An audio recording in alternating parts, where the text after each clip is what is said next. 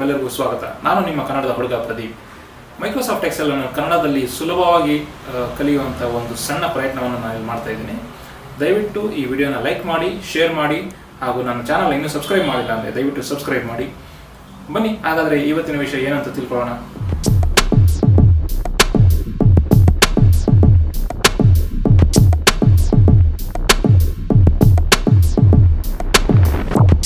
ನಮಸ್ಕಾರ ಸ್ನೇಹಿತರೆ, ಇವತ್ತಿನ ವಿಡಿಯೋದಲ್ಲಿ ನಾನು ಫ್ಯೂಚರ್ ಸ್ಕೂಲ್ಸ್ನ ಇನ್ನೊಂದು ಮಾಡ್ಯೂಲು ಫೀಸ್ ಅಡ್ಮಿನಿಸ್ಟ್ರೇಷನ್ ಸಿಸ್ಟಮ್ನ ನಾನಿಲ್ಲಿ ನಿಮಗೆ ತಿಳಿಸ್ಕೊಡ್ತಾ ಇದ್ದೀನಿ.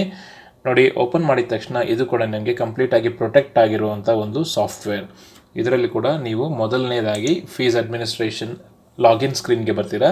ಇದರಲ್ಲಿ ನೀವು ವ್ಯಾಲಿಡ್ ಪಾಸ್ವರ್ಡ್ ಕೊಟ್ಟರೆ ಮಾತ್ರ ನಿಮಗೆ ಒಳಗಡೆ ಎಂಟ್ರಿ ಇರುತ್ತೆ, ಇಲ್ಲ ಅಂದರೆ ಅದು ಯಾವುದೇ ಕಾರಣಕ್ಕೂ ನಿಮ್ಮನ್ನು ಒಳಗಡೆ ಎಂಟ್ರಿ ಆಗೋದಕ್ಕೆ ಬಿಡೋದಿಲ್ಲ. ನೋಡಿ, ಇಲ್ಲಿ ನಾನೊಂದು ರಾಂಗ್ ಪಾಸ್ವರ್ಡ್ನ ಕೊಟ್ಟು ಎಂಟ್ರಿ ಮಾಡ್ತಾ ಇದ್ದೀನಿ. ನೋಡಿ, ನಮಗೆ ಬರುತ್ತೆ access denied, you have entered the wrong password ಅಂತ ಬರುತ್ತೆ. ಅದು ನಿಮ್ಮನ್ನು ಒಳಗಡೆ ಎಂಟ್ರಿ ಮಾಡೋಕ್ಕೆ ಬಿಡೋದಿಲ್ಲ. ನೋಡಿ, ನಾನು ರೈಟ್ ಪಾಸ್ವರ್ಡ್ನ ಕೊಡ್ತಾ ಇದ್ದೀನಿ. ಕೊಟ್ಟು ಲಾಗಿನ್ ಮಾಡಿದಾಗ ನಮಗೆ ಅಥೆಂಟಿಕೇಶನ್ ಸಕ್ಸಸ್ ಅಂತ ಬರುತ್ತೆ. ಅದಾದ ನಂತರ ನೀವು ಫೀಸ್ ಮಾಸ್ಟರ್ ಅನ್ನೋ ಒಂದು ಅಪ್ಲಿಕೇಶನ್ ಫಾರ್ಮ್ನಲ್ಲಿ ಲ್ಯಾಂಡ್ ಆಗ್ತೀರಾ. ನೋಡಿ, ಇದರಲ್ಲಿ ಮೊದಲನೇದಾಗಿ ಇಲ್ಲಿ ಸರ್ಚ್ ಸ್ಟೂಡೆಂಟ್ ಅನ್ನೋ ಒಂದು ಸೆಕ್ಷನ್ ಇದೆ. ಅದಾದ ನಂತರ ಬೇಸಿಕ್ ಇನ್ಫಾರ್ಮೇಷನ್ ಅಂದರೆ ಅಡ್ಮಿಷನ್ ನಂಬರು, SATS ನಂಬರು ಮತ್ತು ಬೇಸಿಕ್ ಇನ್ಫಾರ್ಮೇಷನ್ ಏನಿದೆಯೋ ಅದನ್ನು ಫೆಚ್ ಮಾಡೋದಕ್ಕೆ ಇಲ್ಲಿ ಮೊದಲನೇ ಸೆಕ್ಷನ್ ಇದೆ. ಎರಡನೇ ಸೆಕ್ಷನ್ ಏನಪ್ಪ ಅಂತಂದರೆ services availed, donation, books, uniform, transportation. In case transportation ತೊಗೊಂಡಿದ್ರೆ ಯಾವ ಝೋನಲ್ಲಿ ಅವರು ಆಪ್ಟ್ ಮಾಡಿದ್ದಾರೆ, ಹಾಸ್ಟೆಲ್ ಸ್ಟೇಟಸು. ಸೊ ಈ ಥರ ಮಲ್ಟಿಪಲ್ ಸರ್ವೀಸಸ್ ಅವೈಲ್ಡ್ ಏನಿದೆ ಆ ಡೀಟೇಲ್ಸು ನಮಗೆ ಇಲ್ಲಿ ನಾವು ಎಂಟ್ರಿ ಮಾಡ್ಬೋದು ಅಥವಾ ನಾವು ಫೆಚ್ ಮಾಡ್ಬೋದು. ಮೂರನೇದು ಫೀಸ್ ಬ್ರೇಕಪ್.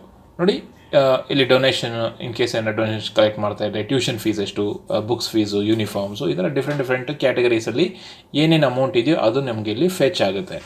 ಅದಾದ ನಂತರ ನಾಲ್ಕನೇದು ಪೇಮೆಂಟ್ ಡೀಟೇಲ್ಸ್. ಪೇಮೆಂಟ್ ಡೀಟೇಲ್ಸ್ ಅಂದರೆ ಇದುವರೆಗೂ ಫೀಸು ಏನು ಪೇ ಮಾಡಬೇಕಾಗಿದೆ, ಟೋಟಲ್ ಎಷ್ಟು ಫೀಸ್ ಪೇ ಮಾಡಿದ್ದಾರೆ, ಆಮೇಲೆ ಕರೆಂಟ್ ಔಟ್ಸ್ಟ್ಯಾಂಡಿಂಗ್ ಎಷ್ಟಿದೆ ಅನ್ನೋ ಒಂದು ಡೀಟೇಲ್ಸು ನಮಗೆ ನಾಲ್ಕನೇ ಸೆಕ್ಷನಲ್ಲಿ ಸಿಗುತ್ತೆ. ಇಲ್ಲಿ ಅಡ್ಮಿನ್ ಸೆಕ್ಷನಲ್ಲಿ ಯಾವುದಾದ್ರೂ ಒಂದು ಡೀಟೇಲ್ನ ಮಾಡಿಫಿಕೇಷನ್ ಮಾಡಬೇಕಂದ್ರೆ ಮಾಡಿಫೈಡ್ ಡೀಟೇಲ್ಸ್ ಅಂತಿದೆ. ಅಕಸ್ಮಾತ್ ನಾವೇನಾದ್ರು ಹೊಸ ಸ್ಟೂಡೆಂಟ್ನ ಫೀಸ್ ಡೀಟೇಲ್ಸ್ನ ಇದಕ್ಕೆ ನಾವು ಇಂಡಿವಿಜುವಲ್ ಆಗಿ ಆ್ಯಡ್ ಮಾಡಬೇಕು ಅಂದ್ಕೊಂಡ್ರೆ ನಮಗೆ ಇಲ್ಲಿ ಆ್ಯಡ್ ನ್ಯೂ ರೆಕಾರ್ಡ್ ಅಂತ ಕೂಡ ಇದೆ. ಅದಾದ ನಂತರ ನಮಗೆ ಅಡ್ಮಿನಿಸ್ಟ್ರೇಷನ್ ಸೆಕ್ಷನಲ್ಲಿ ನೋಡಿ ಕಲೆಕ್ಟ್ ಫೀಸ್ ಅಂತ ಇದೆ. ಕಲೆಕ್ಟ್ ಫೀಸ್ ಅಂದರೆ ನಾವು ಯಾರಾದರೂ ಪೇರೆಂಟ್ಸ್ ಬಂದು ಫೀಸ್ ಪೇ ಮಾಡಿದಾಗ ನಾವು ಅವ್ರ ಹತ್ರ ಫೀಸ್ ಕಲೆಕ್ಟ್ ಮಾಡ್ಕೊಳೋದಕ್ಕೆ ಇದೊಂದು ಅಪ್ಲಿಕೇಶನ್ನು. ಅದಾದ ನಂತರ ಇಲ್ಲಿ ಎಕ್ಸ್ಪೋರ್ಟ್ ಡೇಟಾಬೇಸ್ ಅಂತಿದೆ. ಎಕ್ಸ್ಪೋರ್ಟ್ ಡೇಟಾಬೇಸ್ ಅನ್ನೋ ಒಂದು ಬಟನ್ನ ನಾವು ಕ್ಲಿಕ್ ಮಾಡಿದ್ರೆ ಕಂಪ್ಲೀಟಾಗಿ ಫೀಸ್ ಅಡ್ಮಿನಿಸ್ಟ್ರೇಷನ್ ಸಂಬಂಧಪಟ್ಟಂಥ ಎಲ್ಲ ಡೇಟಾಬೇಸ್ ಕೂಡ ನಮಗೆ ಡೌನ್ಲೋಡ್ ಆಗುತ್ತೆ. ಅದಾದ ನಂತರ ಇಲ್ಲಿ ಒಂದು ಆಪ್ಷನಲ್ ಕೀ ಒಂದು ಕೊಟ್ಟಿದ್ದೀನಿ, ಅದು ಡಿಫೈನ್ ಫೀ ಸ್ಟ್ರಕ್ಚರ್ ಅಂತ. ಇನ್ ಕೇಸ್ ಯಾವ ಕ್ಲಾಸ್ಗೆ ಎಷ್ಟು ಫೀಸು, ಟ್ಯೂಷನ್ ಫೀಸ್ ಇದೆ, ಎಷ್ಟು ಟ್ರಾನ್ಸ್ಪೋರ್ಟೇಷನ್ ಫೀಸ್ ಇದೆ, ಇದೆಲ್ಲ ಬ್ರೇಕಪ್ ಬೇಕು ಅಂತಂದರೆ ಇಲ್ಲಿ ಡಿಫೈನ್ ಮಾಡೋದಕ್ಕೋಸ್ಕರ ಒಂದು ಬಟನ್ನ ನಾನು ಕೊಟ್ಟಿದ್ದೀನಿ. ಬನ್ನಿ, ಹಾಗಾದರೆ ಈ ಅಪ್ಲಿಕೇಶನ್ ಹೇಗೆ ವರ್ಕ್ ಆಗುತ್ತೆ ಅಂತ ನಾನು ಹಂತವಾಗಿ ನಿಮಗೆ ಡೆಮಾನ್ಸ್ಟ್ರೇಷನ್ ಕೊಡ್ತಾ ಹೋಗ್ತೀನಿ. ಮೊದಲನೇದಾಗಿ ನಮಗೆ ಯಾವುದೇ ಒಂದು ಶಾಲೆಯಲ್ಲಿ ನಾವು ಫೀಸ್ ಅಡ್ಮಿನಿಸ್ಟ್ರೇಷನ್ ಮಾಡಬೇಕು ಅಂತಂದರೆ ಮೊದಲನೇ ಸ್ಟೆಪ್ಪು ನಮಗೆ ಡೇಟಾಬೇಸ್ನ ಅರೇಂಜ್ ಮಾಡ್ಕೊಳೋದು. ಈ ಹಿಂದೆ ನಾನು ಅಡ್ಮಿಷನ್ ಲೆಡ್ಜರಿಂದ ಸ್ಟೂಡೆಂಟ್ ಡೇಟಾಬೇಸ್ನ ಎಕ್ಸ್ಪೋರ್ಟ್ ಮಾಡೋದು ಹೇಗೆ ಅಂತ ತೋರಿಸಿದೆ. ಈಗ ಮೊದಲನೇದಾಗಿ ನಾವು ಫಸ್ಟ್ ಸ್ಟೆಪ್ ಏನಪ್ಪ ಅಂದರೆ ಅಪ್ಡೇಟ್ ಸ್ಟೂಡೆಂಟ್ ಡೇಟಾಬೇಸ್ ಅಂತ ನಾನಿಲ್ಲಿ ಕ್ಲಿಕ್ ಮಾಡ್ತಾ ಇದ್ದೀನಿ. ಇದರ ವಿಶೇಷತೆ ಏನು ಅಂತಂದರೆ ಇದರಲ್ಲಿ ಆಲ್ರೆಡಿ ಯಾವ ಸ್ಟೂಡೆಂಟ್ಸು ಇದರಲ್ಲಿ ಇಲ್ಲವೋ ಆ ಸ್ಟೂಡೆಂಟ್ಸ್ ಮಾತ್ರನೇ ಆ್ಯಡ್ ಆಗ್ತಾ ಹೋಗ್ತಾರೆ. ಅಕಸ್ಮಾತ್ ನಾವು ಈ ಟೂಲ್ನ ಮೊದಲನೇ ಬಾರಿ ಯೂಸ್ ಮಾಡ್ತಾ ಇದ್ದರೆ ಎಂಟೈರ್ ಸ್ಟೂಡೆಂಟ್ ಡೇಟಾಬೇಸ್ ಏನಿದೆ ಎಲ್ಲನೂ ಅಪೆಂಡ್ ಆಗುತ್ತೆ. ಬನ್ನಿ, ಹಾಗಾದರೆ ನಾನು ಇಲ್ಲಿ ಕ್ಲಿಕ್ ಮಾಡ್ತಾ ಇದ್ದೀನಿ ಅಪ್ಡೇಟ್ ಸ್ಟೂಡೆಂಟ್ ಡೇಟಾಬೇಸ್ ಅಂತ. ನಮಗೆ ಡೆಸ್ಕ್ಟಾಪಲ್ಲಿ ನಾನು ಸೇವ್ ಮಾಡ್ಕೊಂಡಿದ್ದೀನಿ ಸ್ಟೂಡೆಂಟ್ ಡೇಟಾಬೇಸು, ಅದನ್ನು ನಾನಿಲ್ಲಿ ಕ್ಲಿಕ್ ಮಾಡ್ತೀನಿ. ನೋಡಿ, ಸ್ಟೂಡೆಂಟ್ ಮಾಸ್ಟರ್ ಡೇಟಾಬೇಸ್ ಅಂತ ಹತ್ರ ಇದೆ. ನಾನು ಕ್ಲಿಕ್ ಮಾಡಿ ಓಪನ್ ಕೊಡ್ತೀನಿ. ನೋಡಿ, ನಮಗೆ ಫ್ರ್ಯಾಕ್ಷನ್ ಆಫ್ ಸೆಕೆಂಡ್ಸಲ್ಲಿ ಎಂಟೈರ್ ಸ್ಟೂಡೆಂಟ್ ಡೇಟಾಬೇಸು ನಮಗೆ ಈ ಫೀಸ್ ಅಡ್ಮಿನಿಸ್ಟ್ರೇಷನ್ ಡೇಟಾಬೇಸ್ನಲ್ಲಿ ಅಪ್ಲೋಡ್ ಆಗುತ್ತೆ. ಉದಾಹರಣೆಗೆ ನಾನಿಲ್ಲಿ ಒಂದು ಅಡ್ಮಿಷನ್ ನಂಬರ್ನ ಕೊಟ್ಟು ನಿಮಗೆ ತೋರಿಸ್ತೀನಿ. ನೋಡಿ, ABCD 1 2 3 4 7 ಅನ್ನೋ ಒಂದು ಅಡ್ಮಿಷನ್ ನಂಬರ್ನ ನಾನು ಕೊಟ್ಟು ಗೆಟ್ ಡೀಟೇಲ್ಸ್ ಅಂತ ಕೊಡ್ತೀನಿ. ನೋಡೋದಲ್ಲ, ನಮಗೆ ಆಲ್ರೆಡಿ ಡೇಟಾಬೇಸಲ್ಲಿ ಇರೋದು ಇಲ್ಲಿ ನಮಗೆ ಕಾಣಿಸ್ತಾ ಇದೆ.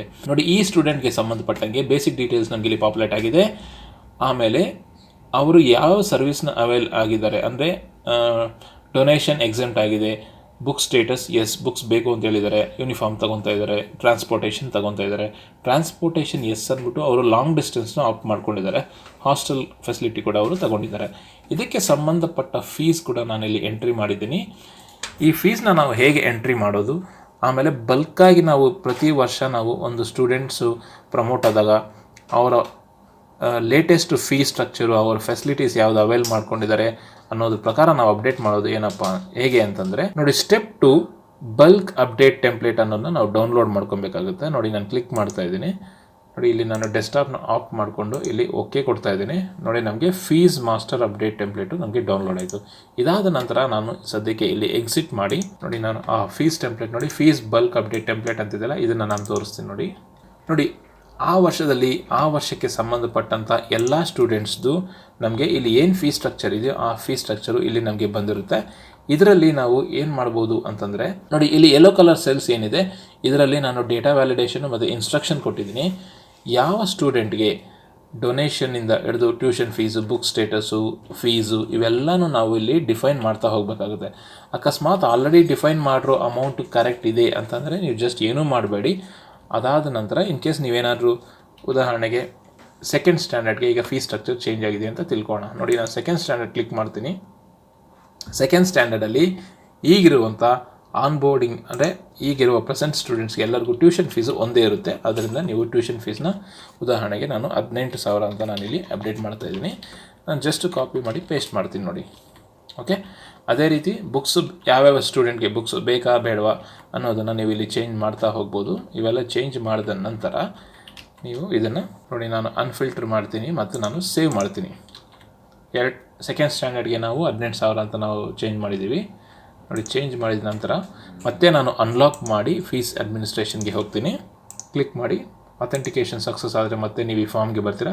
ನೋಡಿ ನಮಗೆ ಈಗ 3ನೇ ಸ್ಟೆಪ್ ಏನಪ್ಪ ಅಂತಂದರೆ update fees details. Update fees details ಅಂತ ನಾನು ಕ್ಲಿಕ್ ಮಾಡಿದಾಗ ಆ ಟೆಂಪ್ಲೇಟು ನಮಗೆ ಸೆಲೆಕ್ಟ್ ಮಾಡ್ಕೊಬೇಕಾಗುತ್ತೆ. ಇಲ್ಲಿ ನೋಡಿ ಇಲ್ಲಿ fees bulk update template 25th March ಅಂತ ಇದೆಯಲ್ಲ ಇದನ್ನು ನಾನು ಸೆಲೆಕ್ಟ್ ಮಾಡಿಕೊಂಡು ಓಕೆ ಮಾಡ್ತೀನಿ.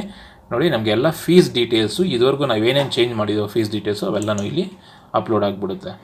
ಓಕೆನಾ, ಈಗ ಮತ್ತೆ ನಾವು ಉದಾಹರಣೆಗೆ ನಾನು ಅದೇ ಸ್ಟೂಡೆಂಟ್ನ ಮತ್ತೆ ಇಲ್ಲಿ ನಾನು ಕೊಡ್ತಾ ಇದ್ದೀನಿ. ABCD 1 2 3 4 7 ಅನ್ನೋ ಒಂದು ಸ್ಟೂಡೆಂಟ್ನ ನಾನಿಲ್ಲಿ ಎಕ್ಸ್ಟ್ರಾಕ್ಟ್ ಮಾಡ್ತಾಯಿದ್ದೀನಿ. ನೋಡೋದಲ್ಲ, ಅಕಸ್ಮಾತ್ ಈ ಫೀಸ್ ಡೀಟೇಲ್ಸಲ್ಲಿ ಏನಾದರೂ ನಾವು ಚೇಂಜ್ ಮಾಡಬೇಕು ಅಂತ ಇಟ್ಕೊಳ್ಳಿ. ಅದನ್ನು ನೀವು ಮಾಡಿಫೈ ಡೀಟೇಲ್ಸ್ ಅಂತ ಕೊಟ್ಟಾಗ ನೋಡಿ ಬೇಸಿಕ್ ಡೀಟೇಲ್ಸು ನಾವು ಚೇಂಜ್ ಮಾಡೋಕ್ಕಾಗೋದಿಲ್ಲ. ಅಕಸ್ಮಾತ್ ಇನ್ ಬಿಟ್ವೀನ್ ಅವ್ರು ಏನಾದರೂ ನನಗೆ ಬುಕ್ಸ್ ಬೇಡ ಅಂತಂದಾಗ ಏನಾಗುತ್ತೆ ನೋಡಿ, ಬುಕ್ಸ್ ನೋ ಅಂತ ಕೊಟ್ಟ ತಕ್ಷಣ ಬುಕ್ಸ್ ಫೀಸು 0 ಆಗಿಬಿಡುತ್ತೆ ಬೈ ಡಿಫಾಲ್ಟು.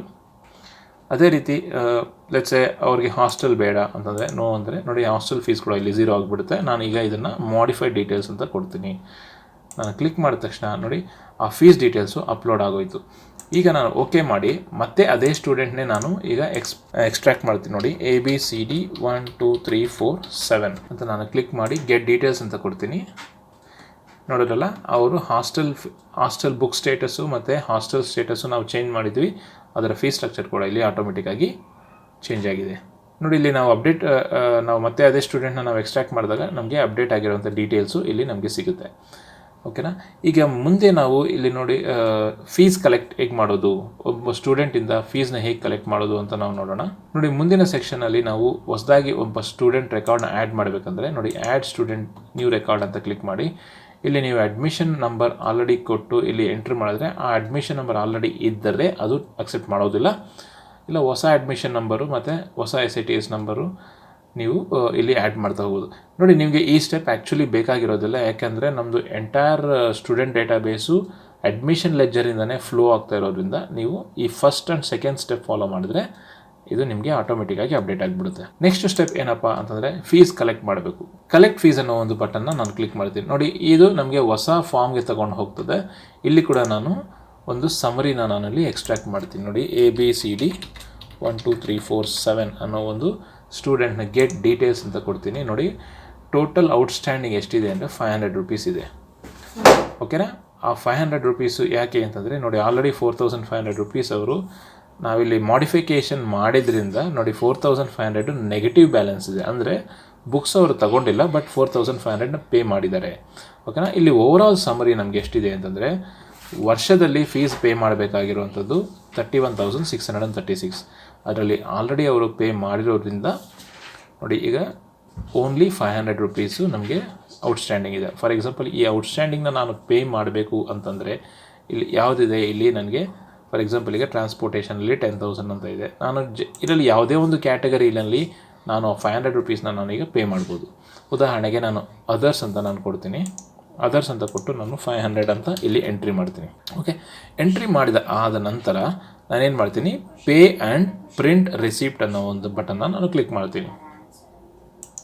ನೋಡಿ, ಕ್ಲಿಕ್ ಮಾಡಿದ ತಕ್ಷಣ ಇದು ಕೇಳುತ್ತೆ ನಮಗೆ ಯಾವ ಫೋಲ್ಡ್ರಲ್ಲಿ ನಾವು ಪ್ರಿಂಟ್ ರೆಸಿಪ್ಟ್ನ ಎಲ್ಲಿ ಪ್ರಿಂಟ್ ಮಾಡಬೇಕು ಅಂತ. ನಾನಿಲ್ಲಿ ಡೆಸ್ಕ್ಟಾಪ್ನ ಆಫ್ ಮಾಡಿ ಓಕೆ ಮಾಡ್ತಾಯಿದ್ದೀನಿ. ನೋಡಿ, PDF ಇಸ್ ಜನರೇಟರ್ ಅಂದ್ಬಿಟ್ಟು ಬರುತ್ತೆ.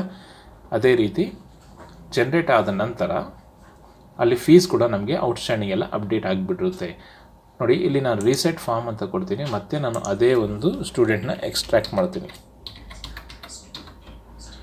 ನೋಡಿ, ಇಲ್ಲಿ ನಾನು ಗೆಟ್ ಡೀಟೇಲ್ಸ್ ಅಂತ ಕೊಟ್ಟಾಗ ನೋಡಿದ್ರಲ್ಲ, ನಾವು ಅಪ್ಡೇಟ್ ಮಾಡಿದ 500 ರೂಪೀಸ್ ಕೂಡ ಆಲ್ರೆಡಿ ಸಿಸ್ಟಮಲ್ಲಿ ಎಂಟ್ರ್ ಆಗಿಬಿಟ್ಟು ನೋಡಿ ನಮಗೆ ಟೋಟಲ್ ಫೀಸ್ ಇಷ್ಟು ಪೇಯಬಲ್ ಇತ್ತು, ಇಷ್ಟು ಕೂಡ ನಾವು ಪೇ ಮಾಡಿಬಿಟ್ಟಿದ್ದೀವಿ.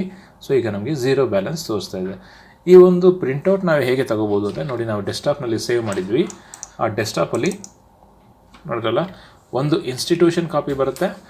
ನೋಡಿ, this is to confirm that the payment of ₹500 has been made towards others. ನೋಡಿ, ಯಾವ ಕ್ಯಾಟಗರಿ ಕೊಡ್ತೀವೋ ಆ ಕ್ಯಾಟಗರಿನಲ್ಲಿ ನಮಗೆ ಇದು ರೆಕಾರ್ಡ್ ಆಗಿಬಿಡುತ್ತೆ ವಿತ್ ಡೇಟ್.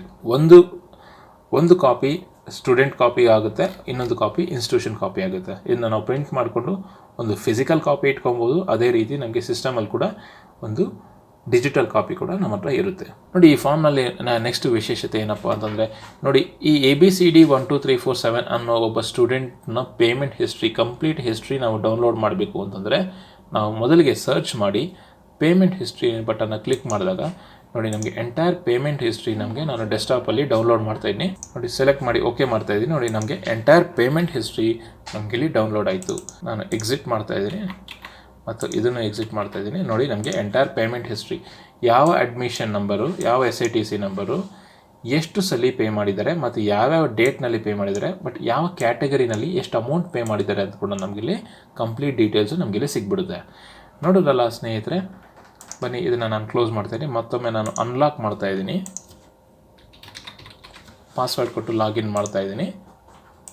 ಓಕೆ, ನಂತರ ನಾವು ಮತ್ತೆ ಅದೇ ಫಾರ್ಮ್ಗೆ ಹೋಗೋಣ. ನೋಡಿ, ಇಲ್ಲಿ ಕಲೆಕ್ಷನ್ ಫೀಸು, ಇದರಲ್ಲಿ ರೀಸೆಟ್ ಫಾರ್ಮ್ ಅಂದರೆ ಎಂಟೈರ್ ರೀಸೆಟ್ ಆಗುತ್ತೆ. ಅದೇ ರೀತಿ ಎಕ್ಸಿಟ್ ಅಂದರೆ ಎಕ್ಸಿಟ್ ಆಗುತ್ತೆ. ನೋಡಿ, ಮತ್ತೆ ಈ ಫಾರ್ಮ್ನಲ್ಲಿ ನಾವು ಬರ್ತಾ ಇದ್ದೀವಿ. ನೋಡಿ, ಎಕ್ಸ್ಪೋರ್ಟ್ ಡೇಟಾಬೇಸ್ ಅಂತ ನೆಕ್ಸ್ಟ್ ಸೆಕ್ಷನ್ ಇದೆ. ಎಕ್ಸ್ಪೋರ್ಟ್ ಡೇಟಾಬೇಸ್ ಅಂದರೆ ನಿಮಗೆ ಎಂಟೈರ್ ಇದುವರೆಗೂ ಏನೇನು ಸ್ಟೂಡೆಂಟ್ ಡೀಟೇಲ್ಸು, ಅವರ ಫೀಸ್ ಸ್ಟ್ರಕ್ಚರು, ಅವರು ಪೇ ಮಾಡಿರುವಂಥ ಕಂಪ್ಲೀಟ್ ಹಿಸ್ಟ್ರಿ ನಮಗೆ ಇಲ್ಲಿ ಎಕ್ಸ್ಪೋರ್ಟ್ ಡೇಟಾಬೇಸ್ ಅಂದಾಗ ನಮಗೆ ಡೌನ್ಲೋಡ್ ಆಗುತ್ತೆ. ನೋಡಿ, ನಾನು ಓಕೆ ಮಾಡ್ತಾಯಿದ್ದೀನಿ ಡೆಸ್ಕ್ಟಾಪಲ್ಲಿ. ನೋಡಿ, fees master database successfully downloaded ಅಂತ ಬರುತ್ತೆ. ನೋಡಿ, ಇಲ್ಲಿ ನಾನು ತೋರಿಸ್ತಾ ಇದ್ದೀನಿ, ಡಬಲ್ ಕ್ಲಿಕ್ ಮಾಡ್ತಾಯಿದ್ದೀನಿ. ನೋಡಿದ್ರಲ್ಲ, ಇದುವರೆಗೂ ನಮ್ಮ ಹತ್ರ ಎಷ್ಟು ಜನ ಸ್ಟೂಡೆಂಟ್ಸು ಆ್ಯಕ್ಟಿವ್ ಆಗಿದ್ದಾರೆ, ಅವರ ಬೇಸಿಕ್ ಡೀಟೇಲ್ಸು ಮತ್ತು